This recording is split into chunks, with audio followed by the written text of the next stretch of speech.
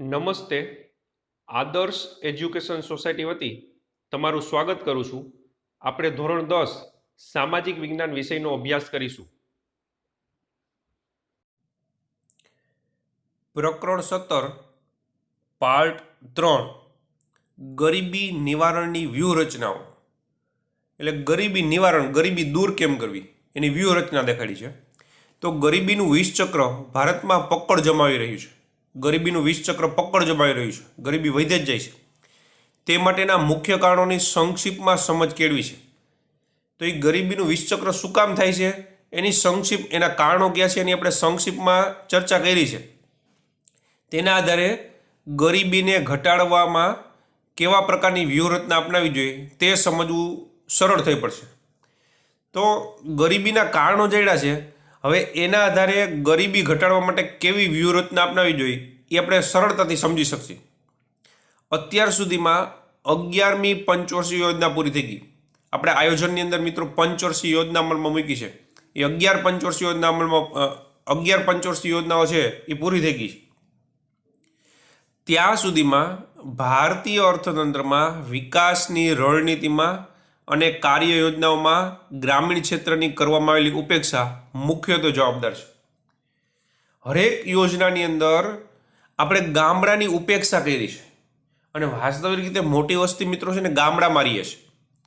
બરાબર, 11 પંચવર્ષીય યોજના પૂરી થઈ ગઈ. અત્યારે તો 11થી પણ વધુ છે હાલના સમયમાં. આપણે બુક પ્રમાણે 11 પંચવર્ષીય યોજના પૂર્ણ થઈ ગઈ છે. તો ભારતીય અર્થતંત્રમાં વિકાસની રણનીતિમાં અને કાર્ય યોજનામાં ગ્રામીણ ક્ષેત્રની કરવામાં આવેલી ઉપેક્ષા મુખ્ય જવાબદાર છે. કે ગામડાની ઉપેક્ષા કરી એ મુખ્ય જવાબદાર છે. ભારતીય અર્થતંત્રનું સર્વશિખર ભલે શહેર હોય પરંતુ તેના મૂળિયા તો ગામડામાં જ છે. આપણા અર્થતંત્રનું સર્વશિખર, સૌથી ઉપલો ભાગ ભલે શહેર હોય પણ એના મૂળિયા છે ને એ તો ગામડામાં જ છે. ગામડું જ ભારતીય અર્થતંત્રનું હૃદય છે. કારણ કે મોટી વસ્તી ગામડામાં રહે છે એટલે એવો ઉલ્લેખ કર્યો છે કે ગામડું જ ભારતીય અર્થતંત્રનું હૃદય છે. તેથી તેને ધબકતું અને સમૃદ્ધ રાખવા માટે અંદાજપત્રમાંથી મોટો હિસ્સો ગ્રામ ઉદ્ધાર પાછળ ખર્ચવો જોઈતો હતો. ગામડું જ હૃદય છે. આથી એને ધબકતું રાખવા માટે અંદાજપત્ર એટલે બજેટ, મિત્રો તમને ખબર જ છે કે બજેટમાં મોટો હિસ્સો છે ને એ ગામડા પાછળ વાપરવાની જરૂર હતી. ભારતનો સાચો આર્થિક વિકાસ, સામાજિક વિકાસ અને સાંસ્કૃતિક વિકાસ ગામડાના વિકાસ દ્વારા જ શક્ય છે. આપણે અંડરલાઈન કરશું.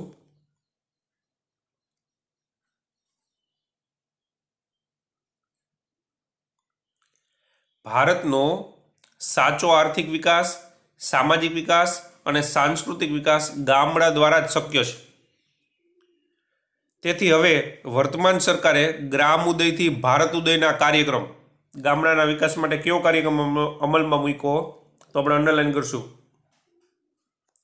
ગ્રામ ઉદયથી ભારત ઉદયના કાર્યક્રમના દ્વારા ગ્રામ ઉદ્ધાર થકી દેશ ઉદ્ધારના મૂળ વિચારને અમલમાં મૂકીને કેન્દ્ર અને રાજ્ય સરકારે ગરીબી નિર્મૂલન માટે ગ્રામીણ ક્ષેત્રે માળખાગત સુવિધાઓ કે ગ્રામ ઉદયથી ભારત ઉદય એ મૂળ આપણા ઉદ્દેશને ગ્રામ ઉદ્ધાર થકી દેશ ઉદ્ધારના મૂળ વિચારને અમલમાં મૂકીને આપણી કેન્દ્ર સરકાર અને રાજ્ય સરકારો ગ્રામીણ ક્ષેત્રે માળખાગત સુવિધાઓ, કૃષિ ક્ષેત્રનો વિકાસ અને ગૃહ ઉદ્યોગ, કુટીર ઉદ્યોગ, લઘુ ઉદ્યોગનો વિકાસ પર વિશેષ ભાર આપીને અનેક નવી યોજનાઓ અને કાર્યક્રમ અમલમાં મૂક્યા છે.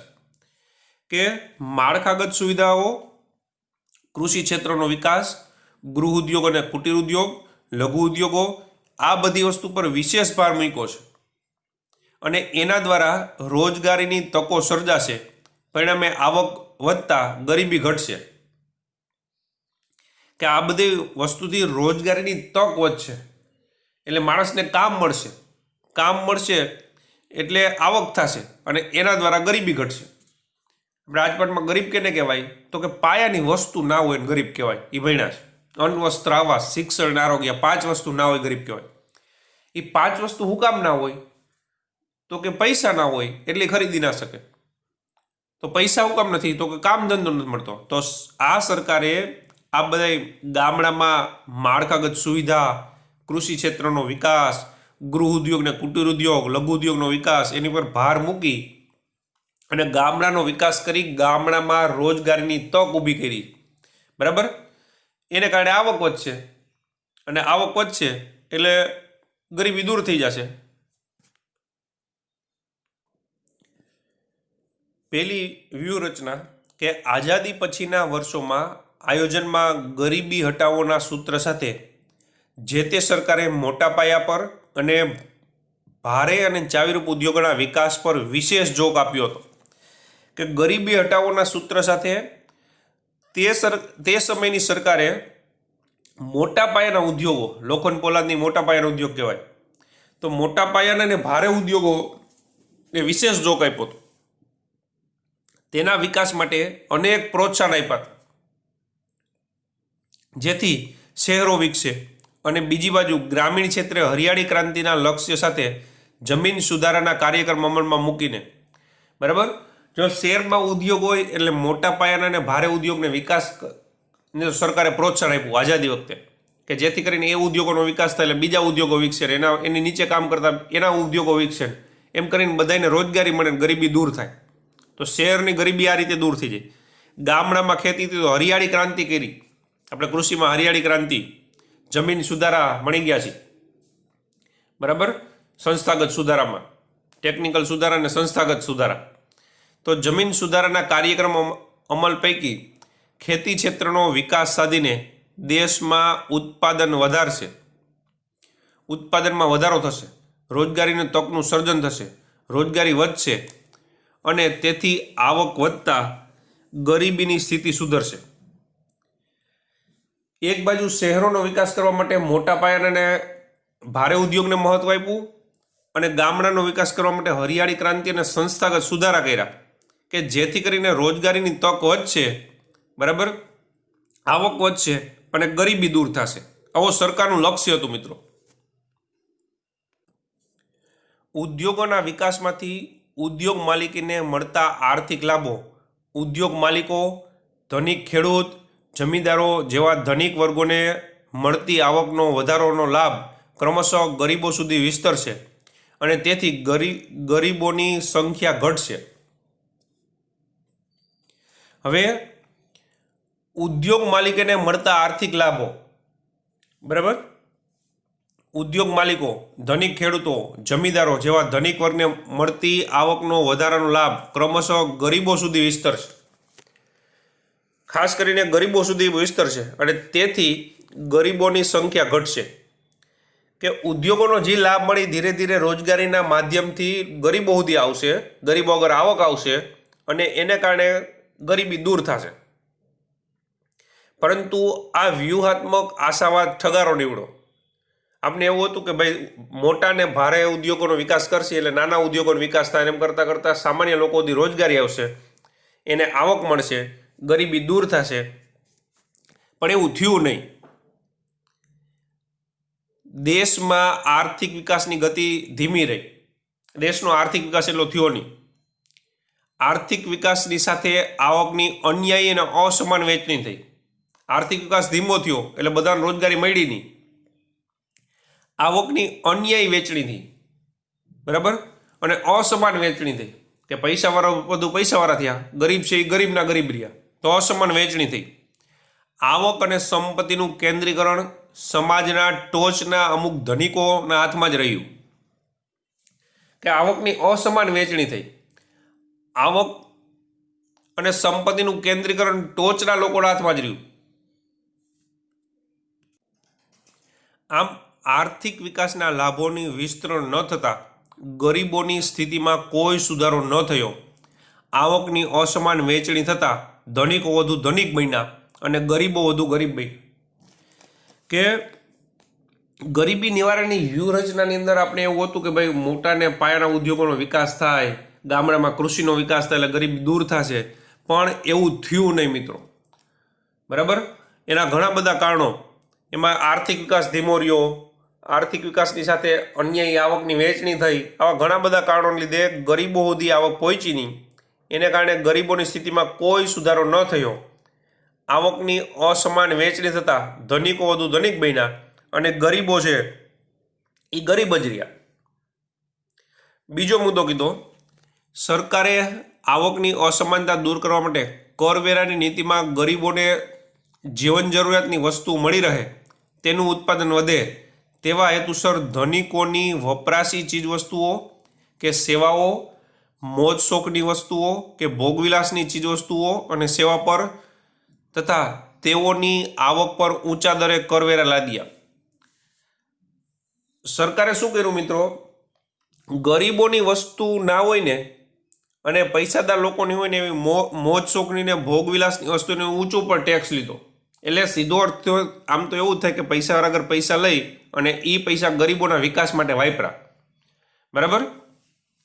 એટલે મોજ શોખની ને ભોગવિલાસની વસ્તુઓ છે તો એની ઉપર ઊંચો કર લીધો.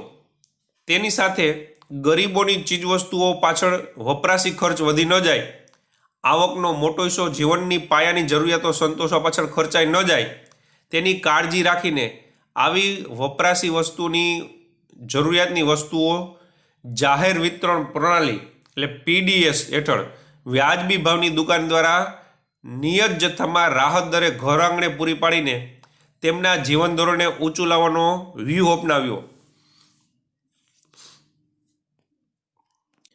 એટલે સરકારે મિત્રો શું કર્યું, તો પૈસાદાર લોકોની મોજ શોખની ને ભોગવિલાસની વસ્તુઓની ઉપર ટેક્સ લીધો. એ પૈસા આવ્યા ને એમાંથી ગરીબ લોકોને પાયાની ને જીવન જરૂરિયાતની વસ્તુ છે ને, અનાજ છે, તેલ છે, ખાંડ છે, એ રાહત દરે આપી. એમાં સરકારે સબસિડી આપી મિત્રો. આમ ધનિક વર્ગની વસ્તુનું ઉત્પાદન ઘટે અને ઉત્પાદનના સાધનોની ફાળવણી ગરીબોની ચીજવસ્તુના ઉત્પાદન તરફ વધે તેવા પ્રયત્નો સરકારે કર્યા. બરાબર? ધનિકોની વસ્તુનું ઉત્પાદન ઘટે અને ગરીબોની ઉત્પાદનની વસ્તુ વધે એવા સરકારે પ્રયત્ન કર્યા છે. આમ ગરીબોની રોજગારી વધે, કાર્યક્ષમતા વધે, ઉત્પાદકતા વધે અને અંતે આવકમાં વધારો થાય તો જીવન ધોરણ પણ સુધરી શકે એવા પ્રયાસો સરકારે હાથ ધર્યા છે. કે સરકારે એવા પ્રયત્નો કર્યા કે ગરીબોની રોજગારી વધે, કાર્યક્ષમતા વધે, ઉત્પાદકતા વધે અને અંતે આવકમાં વધારો થાય તો જીવન ધોરણ પણ સુધરશે એવા પ્રયત્નો સરકારે કર્યા છે. આમ ગરીબી દૂર કરવી છે સરકારને.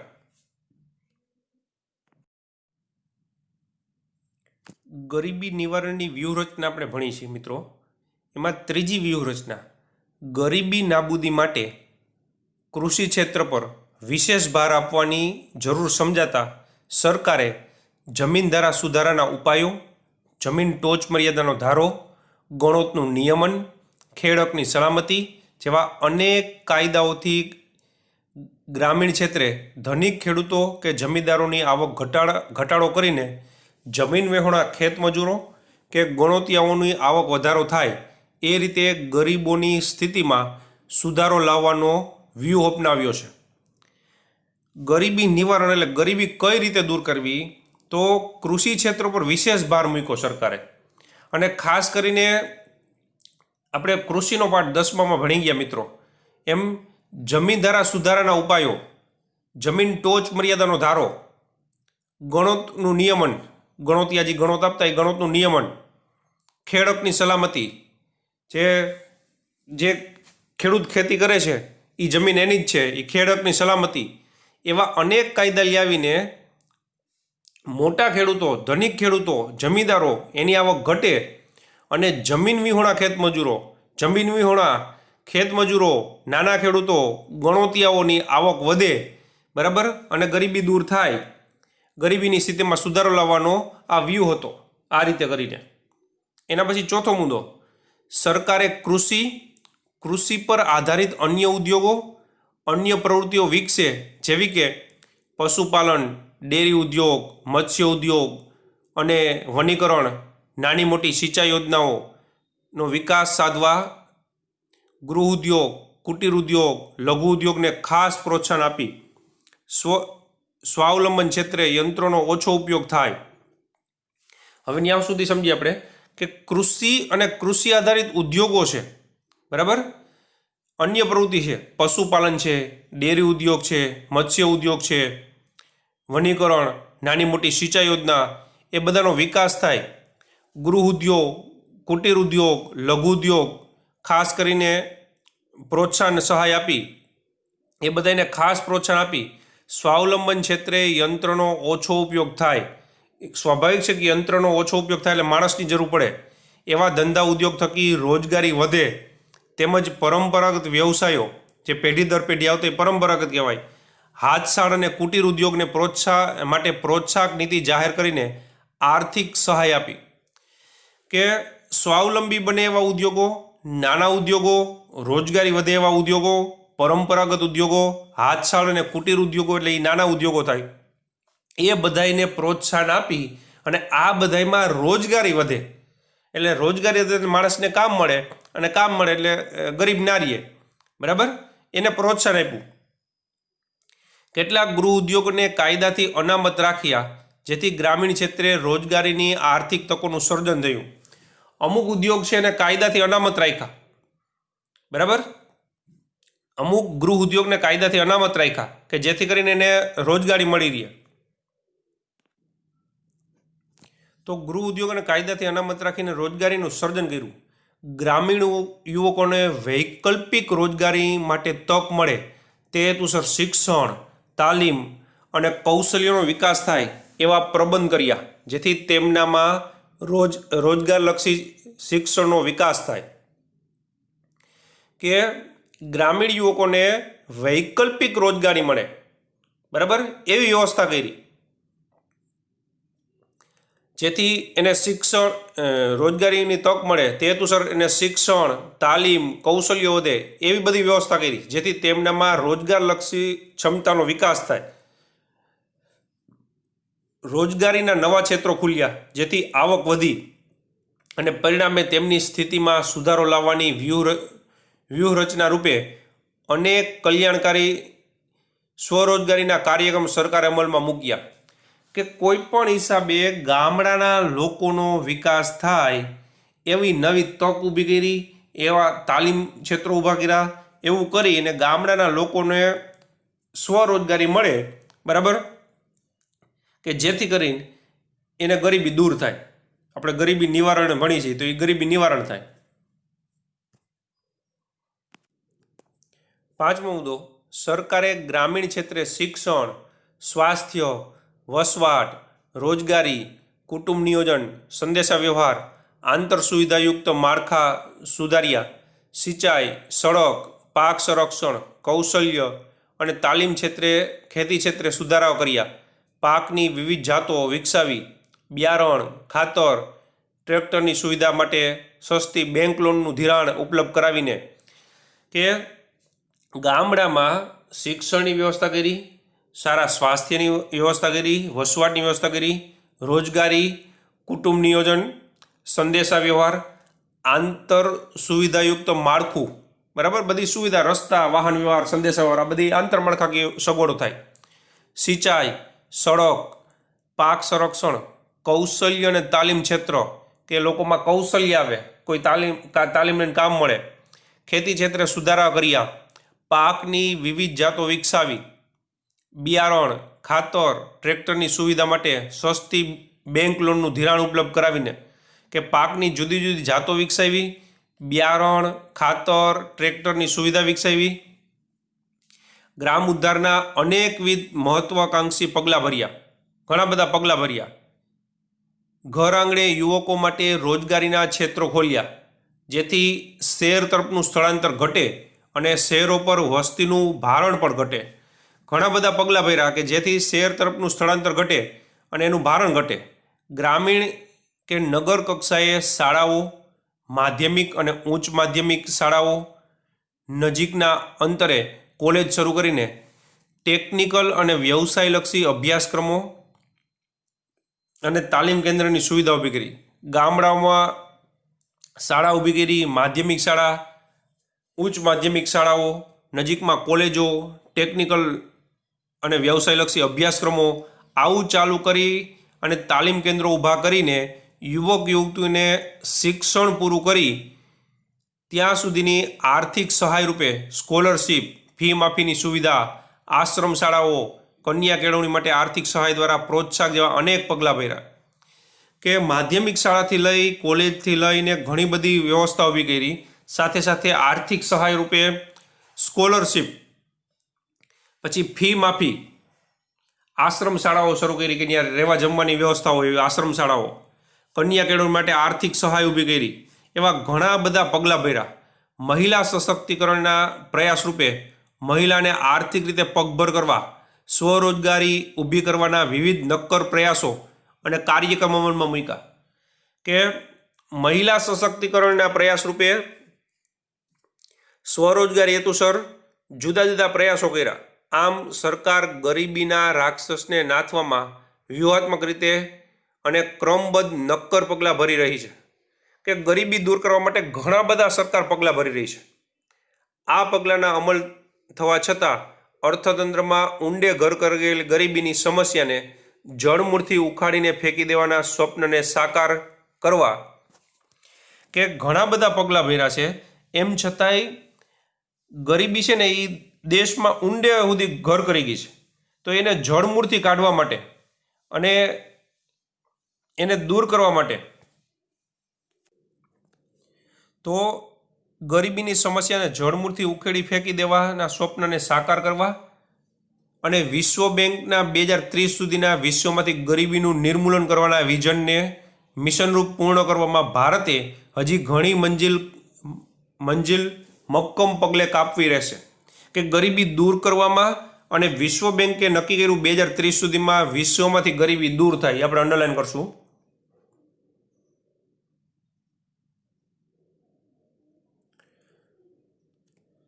વિશ્વ બેંકના 2030 સુધીના વિશ્વમાંથી ગરીબી નિર્મૂલનના વિઝનને મિશન રૂપે પૂર્ણ કરવામાં ભારતે હજી ઘણી મંજિલ કાપવાની બાકી છે. એટલે હજી ઘણું કામ કરવું પડશે. સરકારે ઘણા પ્રયત્ન કર્યા છે પણ હજી ઘણા બધા પ્રયત્નો કરવા પડશે. તમે અમારી સાથે જોડાણા એ બદલ આપનો ખૂબ ખૂબ આભાર.